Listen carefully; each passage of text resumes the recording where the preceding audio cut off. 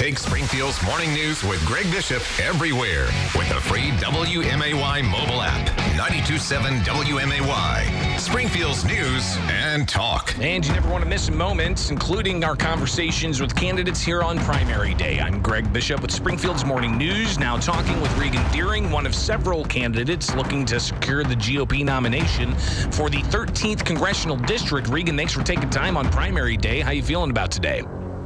Good morning, Greg. Thanks for having me on. I hope I can reach a few more voters before they head to the polls this morning.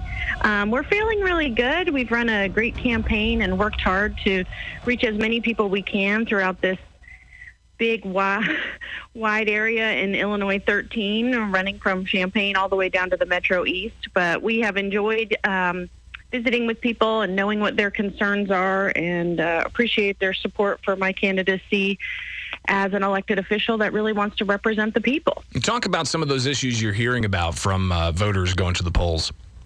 Well, we were just talking in our campaign office. It seems as though it's gas, groceries, and grandchildren. The prices at the pump and at the store and frankly everywhere are up, and it's really putting a squeeze on families and their budgets and their pocketbooks. And it doesn't seem like it's slowing down anytime soon. And the other end of that being grandchildren and their future. This inflationary costs, as well as what we're seeing in schools and some indoctrination that's happening, and just thinking about the future of our grandchildren and the America we want to leave behind. We're talking with Regan Deering, one of several Republicans vying for the GOP nomination for the 13th Congressional District. Regan, this district seems to have been drawn by Democrats at the Illinois State House to favor Democrats, just looking at the various urban areas that it takes in, while also wrapping in a bunch of rural areas. We, of course, are going to see whoever comes out of the Democratic primary in the 13th district, but how are you, if you were to get the GOP nomination, going to secure the 13th district for Republicans? Well, I agree with you in that it has been mapped for a Democratic likely, and we've moved that down to a Democratic-leaning district with strong candidates this year on the Republican Party. But I think a lot of these communities have the same concerns. Policies in this state and in this country are failing a lot in this district. As you mentioned, we have a lot of urban areas. And here in Decatur, I've been working with a nonprofit that's serving a lot of low-income and minority families. And I do think that we've got to, continue to work for those that are trying to find success.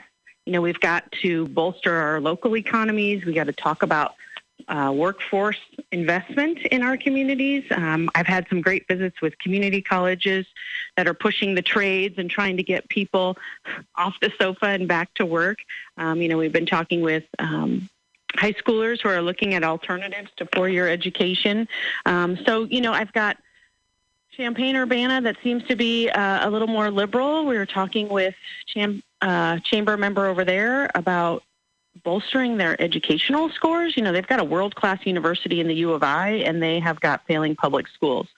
So as a representative, I want to be able to tackle big issues we've got on the national stage, but then we've got local issues here, and people are feeling left behind by their government. So I want to work towards good policy, good funding for ways that our communities can continue to have great economies. Polls are open right now. It is primary day in the state of Illinois. We're talking with Regan Deering. She is one of several candidates vying for the GOP nomination for the newly drawn 13th Congressional District. Regan, in the minute and a half we have left here, your closing arguments. Well, I think people are ready for change, especially around the state, but more importantly across this country. I'm not a political insider. I'm somebody that has been advocating for my family and my community, and I want to take that same passion to Washington.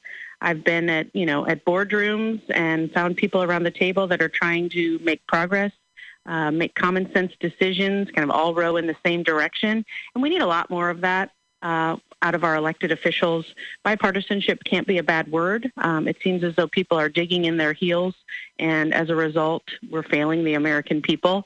So I want to be somebody that goes and advocates for all of us. And so I would love to earn people's vote. If we haven't had an opportunity to meet over the last several months, they can go to my website, which is Regan4Congress.com. We've got policy positions there.